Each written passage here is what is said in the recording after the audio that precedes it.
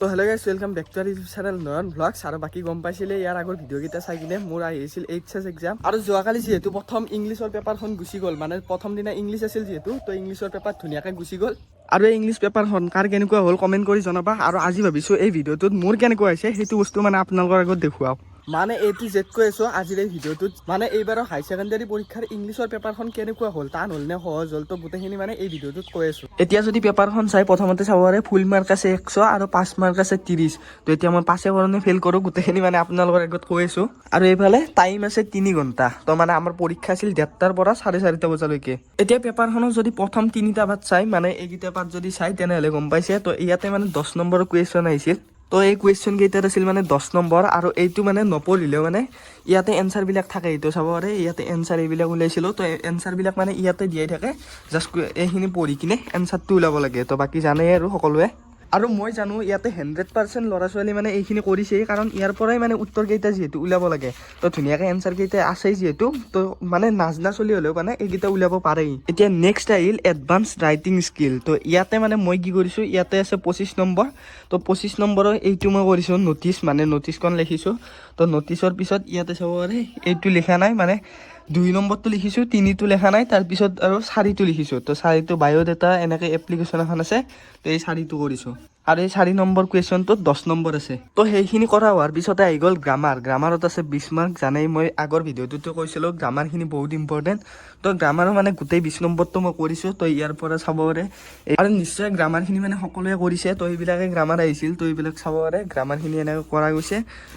আৰু এই গোটেইখিনি গ্ৰামাৰ কৰা হোৱাৰ পিছতে আহিলে আমাৰ টেক্সট বুকৰ কুৱেশ্যন 45 মাৰ্ক। তো ইয়াতে কিমান কৰিছোঁ এইটো কৈ আছোঁ সকলোকে।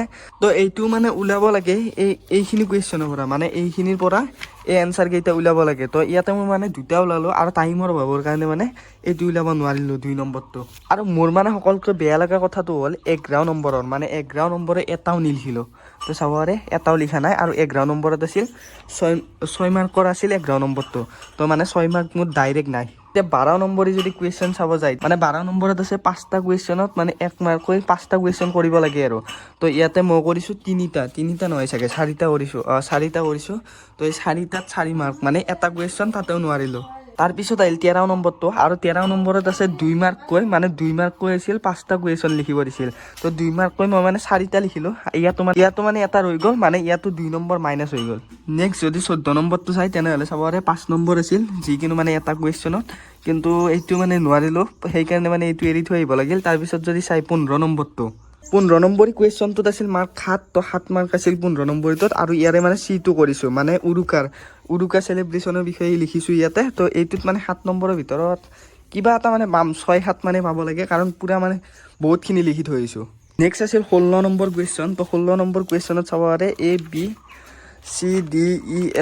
তো ইমানকেইটা কুৱেশ্যন আছিল, আৰু ইয়াতে কেইটা লিখিব দিছিল 4 কুৱেশ্যন, মানে 4টা লিখিব দিছিল। ইয়াতে 2 মাৰ্কেই আছিল, কিন্তু ইয়াৰে মানে এটাও লিখিব নোৱাৰিলোঁ, মানে টাইমে নাপালোঁ এইখিনি লিখিবৰ কাৰণে। মানে এইকেইটা কুৱেশ্যন চাব ইমান বেছি সময়ে নাপালোঁ। বাকী কেইটা কুৱেশ্যন মানে ভালকৈ চাই থাকোঁতে আৰু প্ৰথম দিন যিহেতু অলপমান ভয়ো লাগি আছিল। তো সেইবাবে মানে এই 16 নম্বৰ কুৱেশ্যনটো মানে গোটাই ৰৈ গ'ল। এতিয়া কৈ দি আছোঁ যে মই ইংলিছৰ পেপাৰখন কিমান নম্বৰ কৰিলোঁ, আৰু সকলোৱে কমেণ্ট কৰি কিনে জনাব তোমালোকে কিমান নম্বৰ কৰিলা ইংলিছৰ পেপাৰখনত। আৰু মই ইংলিছ পেপাৰখন কৰিলোঁ 66 নম্বৰ। তো 66 নম্বৰ কৰিলোঁ, বাকী কিমান পাওঁ নাজানো। আৰু বাকী তোমালোকে কিমান কৰিলা সেইটো কমেণ্ট বক্সত কমেণ্ট কৰি কিনে জনাই দিবা। যিহেতু ইয়াতে মানে 10 নম্বৰ মাইনাছ হৈ গ'ল 3 নম্বৰ কুৱেশ্যনটোত। তাৰপিছত যদি চাই এইফালেও মানে এইফালে গোটেইখিনি কৰাই গৈছে, বাকী এইফালে যদি চাই তো ইয়াতে মানে 11 নম্বৰটো মানে এটাও কৰা নাই 11 নম্বৰত। তো সেইকাৰণে মানে ইয়াতো ধৰক 6 নম্বৰ মাইনাছ হৈ গ'ল।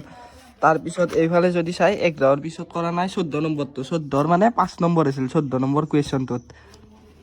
তো ইয়াতে 5 নম্বৰ মাইনাছ হৈ গ'ল। তাৰপিছত 16টোত 8 নম্বৰ, মানে ইমানখিনি কুৱেশ্যন মই কৰা নাই, মানে ইয়াতে বহুতখিনি মাইনাছ হৈ গ'ল। আৰু মই কৰিছোঁ 66।